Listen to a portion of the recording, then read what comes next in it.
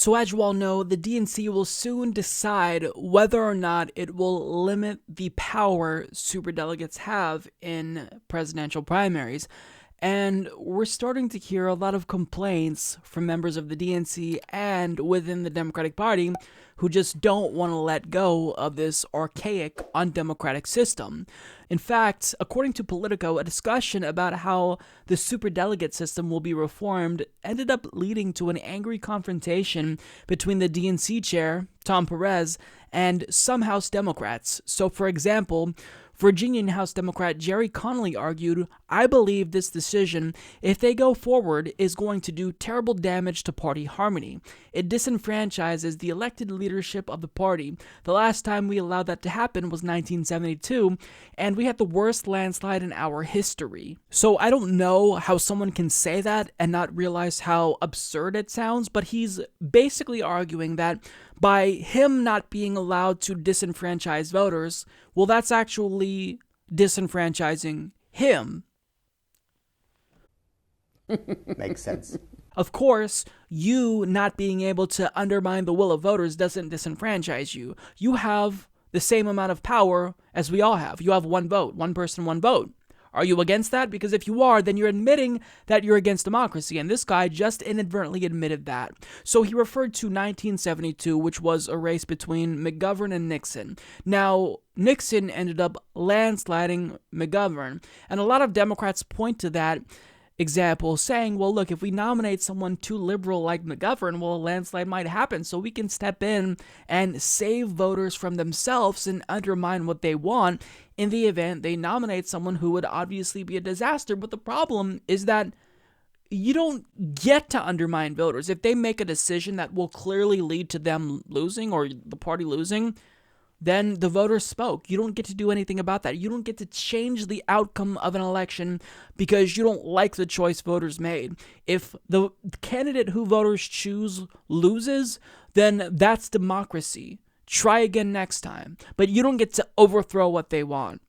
But this guy, George Connolly, wasn't the only individual who made idiotic comments with regard to superdelegates, because New Jersey Representative Bill Pascrell also argues, quote, "I think this is absolutely an insult to us. We're no better than anybody else, but we stand for election. That has to mean something. That has to stand for something. That's a lot of baloney." Now, I honestly don't know what he's talking about.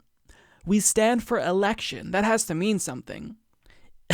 It literally means nothing. I don't know what that stands for. You stand for election? You stand for rigged elections? Because I stand for free and fair elections. I stand for elections that are honored. When voters make their choice, you honor that.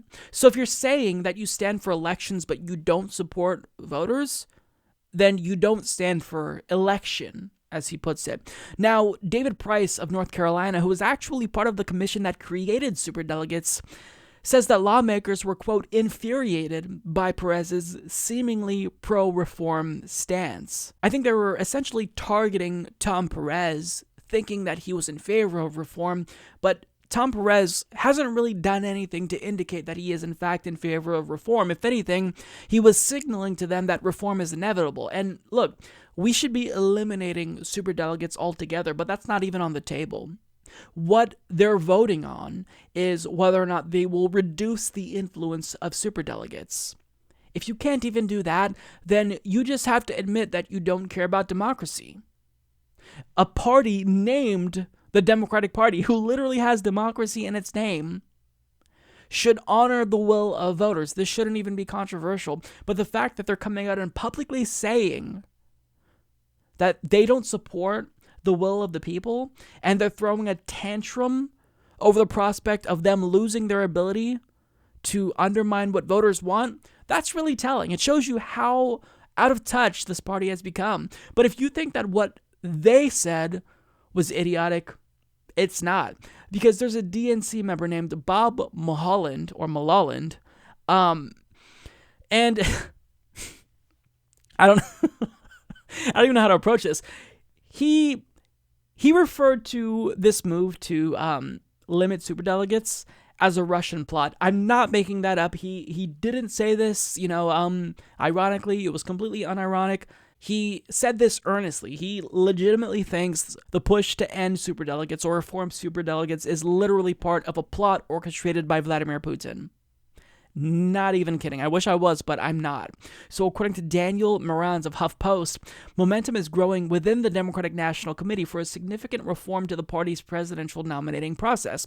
But the proposed change has caused a leading California Democrat to question whether Russian meddling is behind the effort. The Californian, Bob Mulholland, could provide no proof for his claim, but his comments underscore the resistance the reform push is expected to encounter from some party stalwarts. Mulholland, a DNC member and longtime key player in California Democratic politics, sent an email on Friday to other DNC members from the Golden State that implied Russian President Vladimir Putin might be behind the reform effort. The basis for his claim? An activist from West Virginia promoting the changes who he had seen at 2 National Party gatherings admitted to him that she was a Green Party member and had voted for its nominee, Jill Stein, in the 2016 election. I concluded someone is picking up her expenses, but there she and others are demanding we change our rules, Mulholland wrote. The Putin operation is still active. Contacted by HuffPost on Sunday, Mulholland conceded he had no evidence the woman, who he did not name, was bankrolled by Putin. But he said that when people show up who have no connection to the party, and they show up at events requiring transportation of hundreds of miles, I always think they're working for somebody. He added, I'm a big believer that Putin has not let off the gas. Anyone who thinks Putin would not be interfering with future elections need to have their head examined. Oh, somebody definitely needs to have their head examined. But it's you, Bob. So, because this individual said she voted for Jill Stein, she's a Russian puppet. I mean, to say that that's a jump would be the understatement of the century.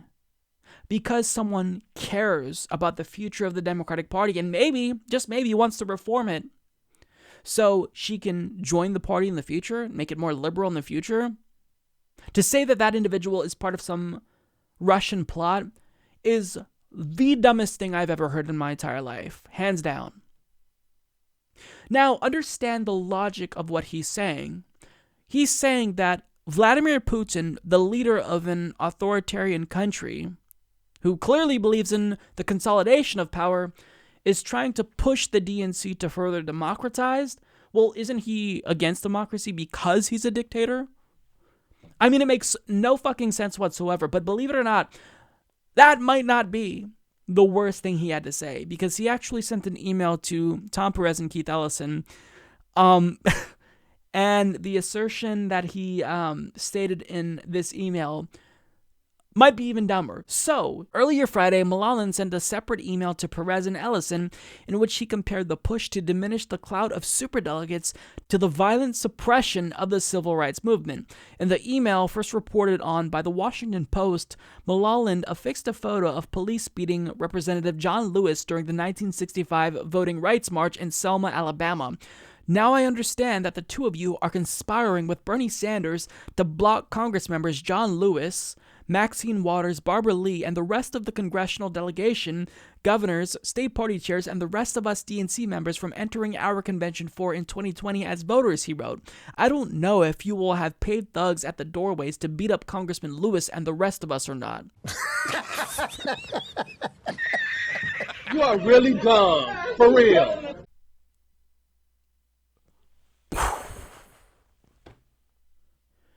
What do you even say to that? I mean, I'm supposed to give you guys political commentary. I don't know what to say.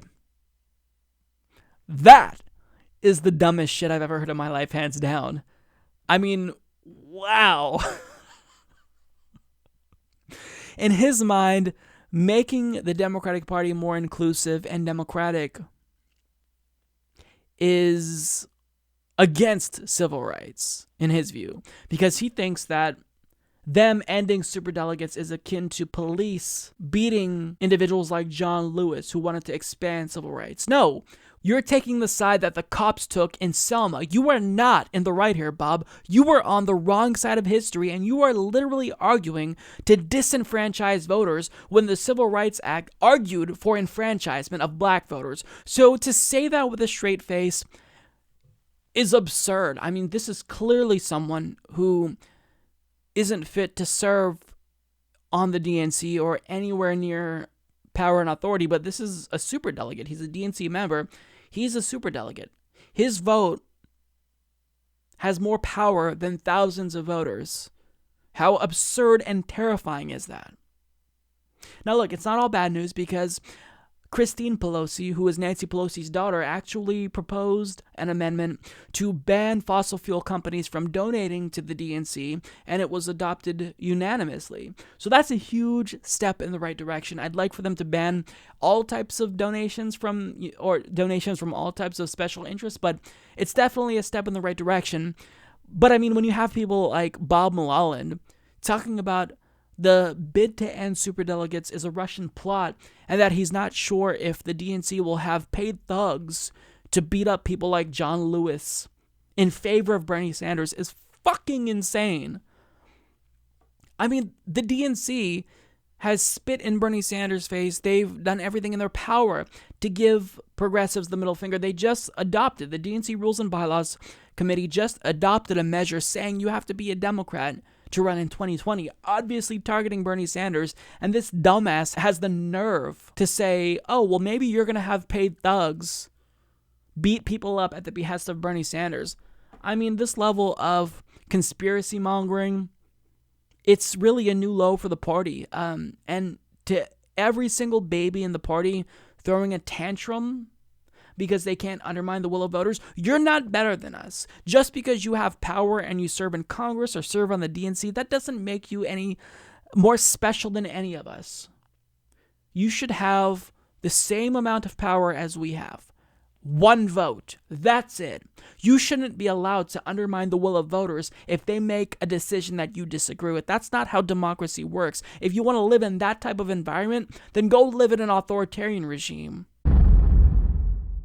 Support this podcast by becoming a patron at patreon.com/Humanist Report.